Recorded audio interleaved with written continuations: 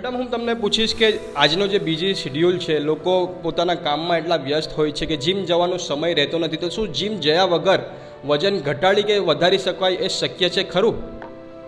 બિલકુલ શક્ય છે સર, કારણ કે એવું પોસિબલ નથી કે આપણે લાઈફ ટાઈમ જીમ કરી શકીએ.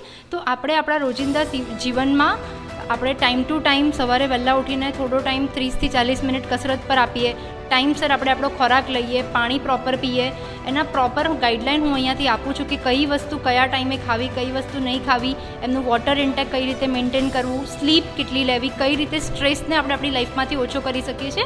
અને એ પ્રમાણે હું એમને ગાઈડન્સ અને કોચિંગ આપું છું કે જીમ વગર પણ તમે તમારી ડેલી લાઈફસ્ટાઈલને મેનેજ કરીને ઘરેથી તમે તમારું વજનને કંટ્રોલ કરી શકો છો. મેડમ, આપણે ચર્ચા કરી એમાં એક વસ્તુનો ઘણી વખત ઉપયોગ થયો, ન્યુટ્રિશન. એ ન્યુટ્રિશન શું છે એ થોડુંક ડિટેલમાં મને સમજાવો. સર, ન્યુટ્રિશનની વાત કરું તો અહીંયા હું બે વસ્તુની વાત કરીશ.